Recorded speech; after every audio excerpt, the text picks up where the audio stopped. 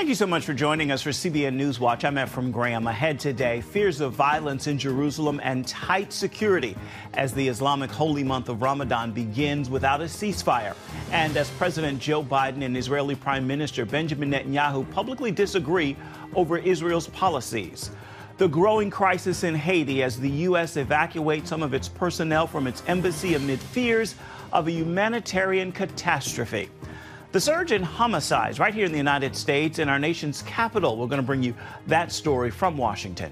And an important announcement about season 4 of The Chosen. So when will it be streaming online and what is its future as a free show? All those stories and more ahead today right here on CBN Newswatch. This is CBN Newswatch. We begin this half hour in Israel with tight security amid concerns of violence in Jerusalem as the Muslim holy month of Ramadan begins today without a ceasefire in place between Israel and Hamas. And the Israeli forces push ahead against Hamas. President Biden, Prime Minister Benjamin Netanyahu are disagreeing publicly over Israel's policy. CBN's Middle East correspondent Julie Stahl is on our story. President Biden said he's worried about violence in Jerusalem without a ceasefire as Israel braces for trouble in Jerusalem, Judea and Samaria known as the West Bank, and beyond during Ramadan. Muslims gathered for prayer at Al-Aqsa Mosque on the Temple Mount Sunday evening, Israel repeating its pledge that it will allow Muslims from Palestinian areas to pray there. In an interview with MSNBC, President Biden said Netanyahu has a right to pursue Hamas, but must take into account the plight of Gaza's civilians.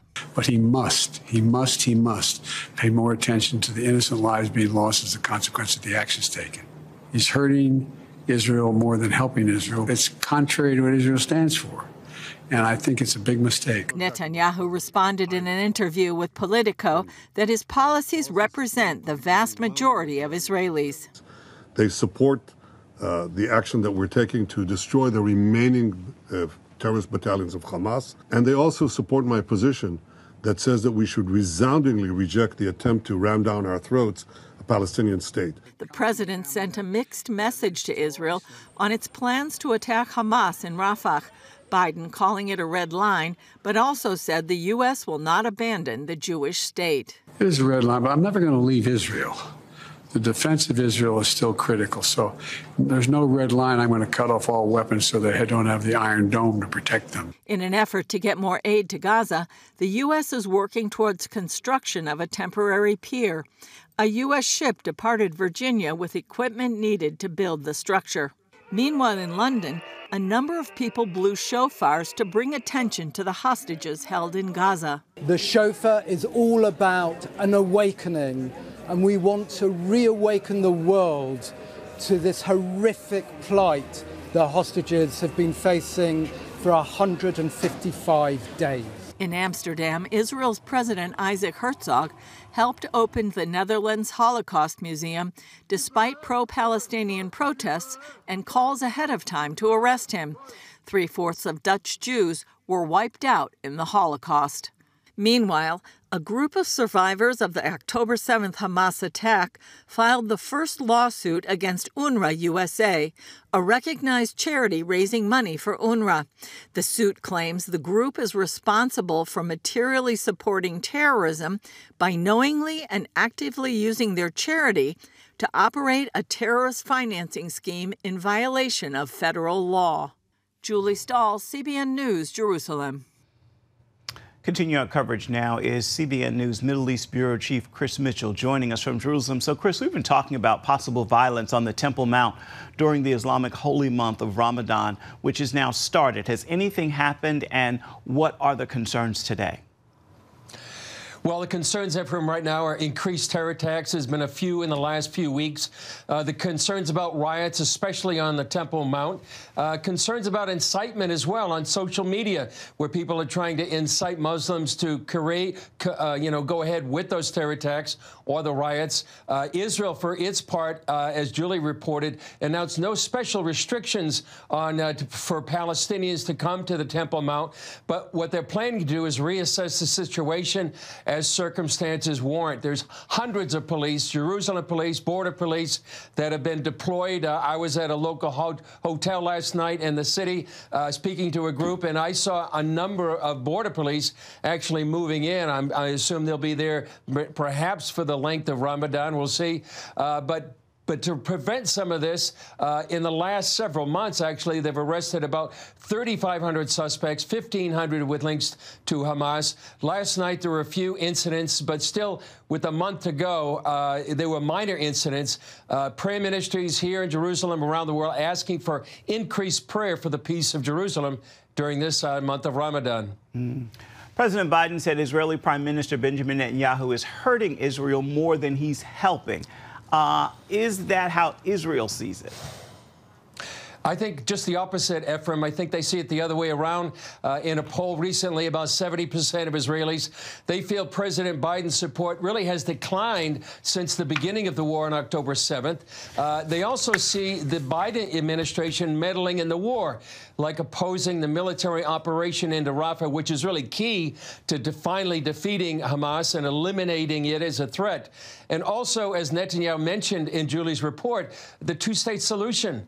Israelis don't want that. It hasn't worked since 1993, and they don't want to, have this imposed on them, especially when the Palestinian Authority and certainly Hamas really see Israel as their enemy, and they want to destroy the Jewish state. Many people here, they just see them fighting for their survival. Yesterday, I was down in the south at Kibbutz Be'eri. I heard a briefing on what happened on October 7th, and I think we can't underestimate the shock to the people of that kibbutz and throughout the country. So overall, I think Israelis are supporting what Netanyahu is doing. Are hopes for a ceasefire and hostage deal fading at this point? I think they are. They look really dim right now, especially that Ramadan has started. There was a hope that if they could get a deal, a ceasefire for 6 weeks, and maybe as many as 40 hostages released. But the head of the Hamas, Mossad, rather, he stated that Hamas leadership really wants to use Ramadan to incite jihad and riots and terror, and not for a ceasefire. So presumably we may not see a deal for another several weeks. But keep praying. Indeed, indeed. There are reports the number 3 Hamas high command official was killed in an Israeli strike. What have you heard about that so far? Well, we've heard the same thing. The IDF is checking actually to see what happened if it was the number 3 leadership of Hamas that was struck. It was a camp in the Gaza Strip. If so, it would be the highest-ranking Hamas member struck in the war. And the other 2 leaders are Mohammed Deif and Yahya Sinwar. They too remain elusive. Many people think they're somewhere in Rafah in a tunnel. Some people speculate he may be in actually Egypt. But if they can get those 2 leaders, that would be a very symbolic and very, very significant advance in the war if they can get the leadership of Hamas there in Rafah. Indeed. What can you tell us about the lawsuit filed against the United Nations Relief and Works Agency over its role in the October 7th attacks? Well, specifically, Ephraim, it's actually the UNRWA USA. That's the largest private donor to UNRWA in the United States. It supports UNRWA through fundraising, and this is part of what the lawsuit says, education and advocacy in the United States. And what it's saying is that really this group materially supported terrorism by knowingly, actively, and systematically using their quote-unquote charity to operate a terrorist financing scheme in the violation of federal law. They just put that in a Delaware court recently, and they did it because of much of the evidence coming out about the UNRWA staff participating in the murder and abductions of Israelis and Americans on October 7th, and allowing their facilities, these UNRWA facilities, to be used by Hamas for control and command centers, as well as shielding Hamas's tunnels. And the IDF discovered actually underground, underneath the main UNRWA facility there in Gaza, one of the main Hamas terror tunnels. Chris Mitchell reporting from Jerusalem. Thank you so much. As always, stay safe. We appreciate your insights. And of course, we back here are praying for you and our staff there in Israel. Coming up, a growing crisis in Haiti as Americans are evacuated from the U.S. Embassy. And here at home, the surge in the homicide rate in our nation's capital. We're going to have both of those stories for you and more when we come back. Stay with us.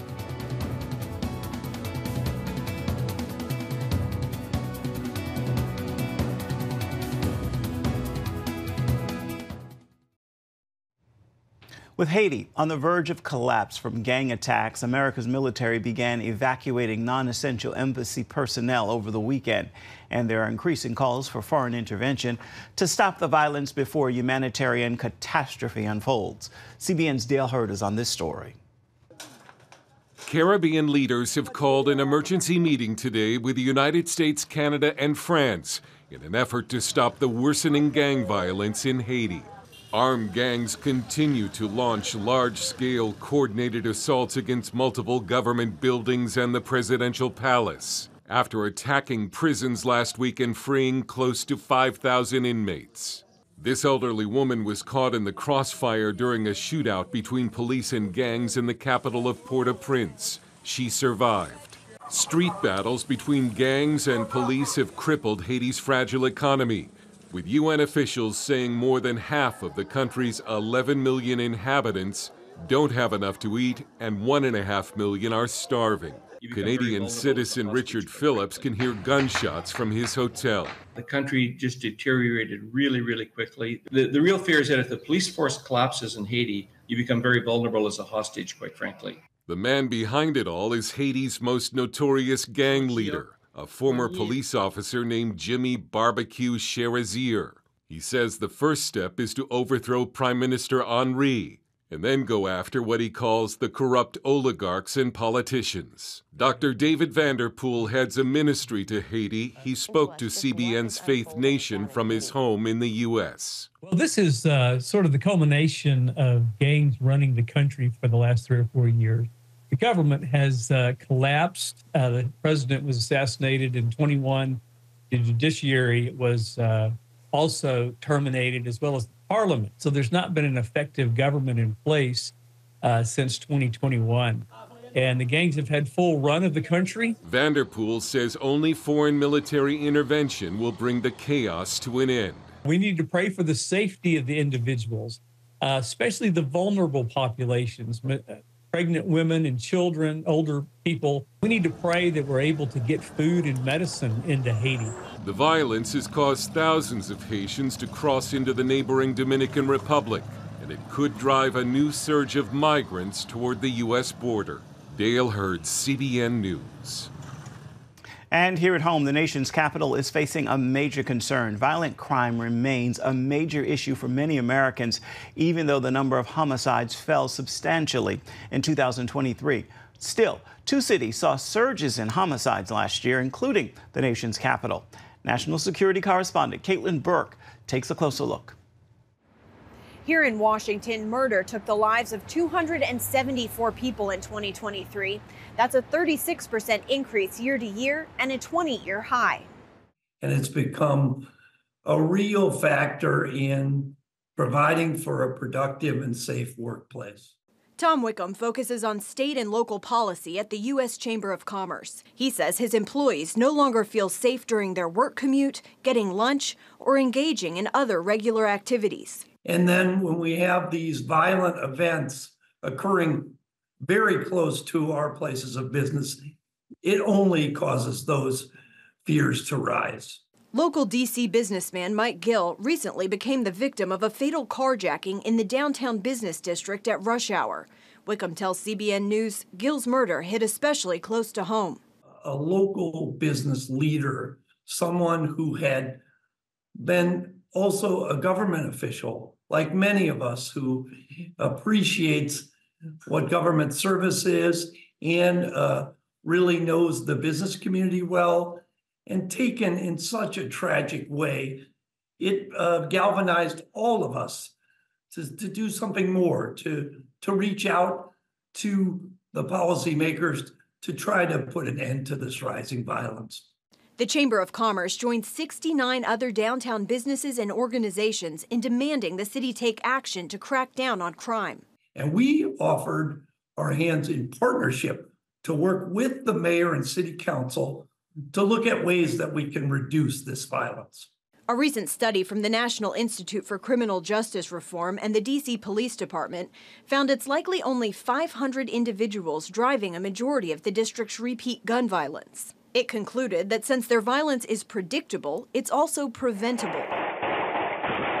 At the beginning of the year, the Justice Department moved to allocate more federal prosecutors to work on D.C. violent crime cases.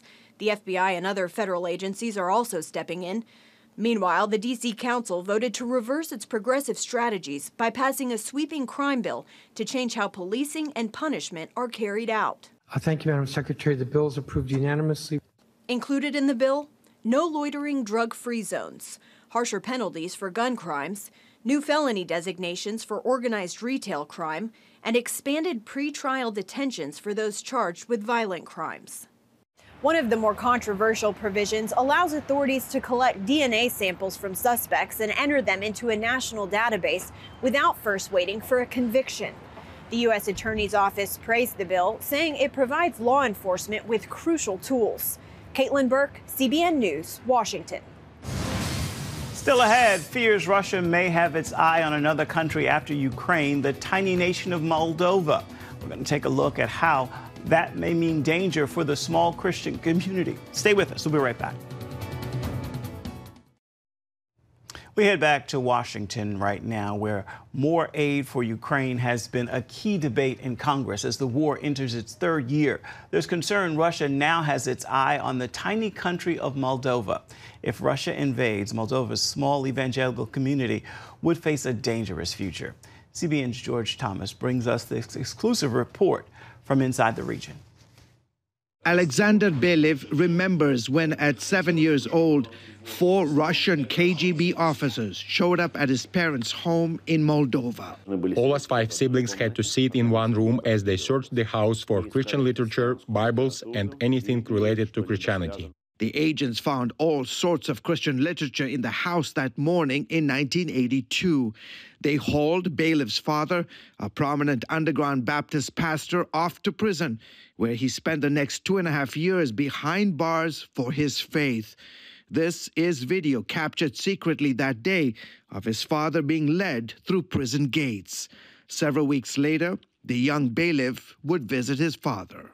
Belev, pastor of a church here in Moldova's capital city, Chisinau, now faces the prospect of enduring the same Christian persecution his father suffered 42 years ago. 2 years after the war in Ukraine, we know the very real scenario that Russia could easily invade Moldova, and if that happens, we'll have the same type of persecution that is happening today in the Ukrainian territories occupied by Russia and like it was during Soviet times. Home to roughly 3 million people, Moldova sits between Ukraine and Romania. Russia's war against Ukrainian forces raging barely 100 miles from Moldova's border. I have no doubt that the Russian military planning has an invasion of Moldova on its books, something they're thinking about and something they can easily do if they want to test the West. So far, Ukraine has managed to stop Russians from advancing west of Kherson in their drive to take key strategic cities like Mykolaiv and Odessa, and likely preventing a potential march on Moldova. Again, we are very thankful to Ukraine for their resistance because this is a guarantee for the peace in Moldova. The spark that could ignite a potential Russian invasion of Moldova could happen right here in a region known as Transnistria. CBN News traveled to the pro-Russian breakaway territory of Moldova's northern front along Ukraine's border, where Moscow has in recent months stirred up political turmoil. We made our way through several checkpoints manned by Russian troops to the region's capital of Tiraspol, where a huge statue of Lenin adorns the town square. Pro-Russian rebels here have asked President Vladimir Putin for protection against what they claim are economic threats from Moldova's government.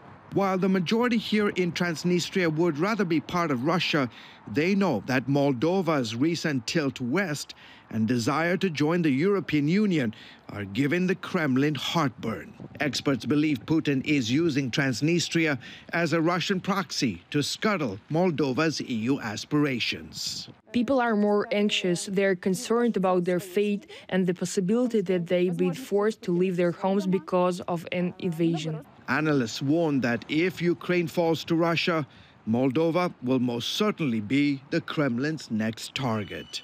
George Thomas, CBN News, reporting from Chisinau, Moldova, and Tiraspol, Transnistria. Coming up, an important announcement about the Season 4 of The Chosen series and when it will be streaming online. We'll have that for you when we come back. An important development for the hit series The Chosen about the life and ministry of Jesus. The creator and director of the series, Dallas Jenkins, announcing online Season 4 of the series will not come to streaming as soon as planned for financial and legal reasons. We cannot release Season 4 to streaming now, and there will be a delay longer than we anticipated and hoped for. There are some legal matters that we are dealing with right now that are hopefully being resolved. And they are, in fact, the goal is to have them resolved so that we can long-term and short-term better serve you, ensure the show remains free forever and gets to over 1 billion people. Keep in mind, it's not coming as fast as we wanted to, it's the free streaming, but it is coming to the Chosen app. So bear in mind, it will be coming to the Chosen app as soon as we can, and it will be free forever. Jenkins explained the economic details of producing and releasing The Chosen and the team's goals for the future. We'll have ongoing coverage of this story at cbnnews.com and on our CBN News YouTube page. Time now for your Monday motivation. I'm going to leave you with this thought as we begin another week together. A good thing isn't always a God thing. Be sure you aren't just doing good. You want to do what God wants you to do. With that word, I encourage you to make today a marvelous Monday. Crown him king and allow him to rule. Give him your heart and give him your will. You'll be glad you did. That is going to do it for this edition of CBN News Watch. You can always find more of our news programs on the CBN News channel. You can find them there at any time as well as online, cbnnews.com. Let us know what you think about the stories you've seen here today. You can email us, newswatch@cbn.com. You can also reach out and touch us on Facebook, Twitter, and Instagram. Hope you'll join us again right back here, same time tomorrow. Goodbye. God bless.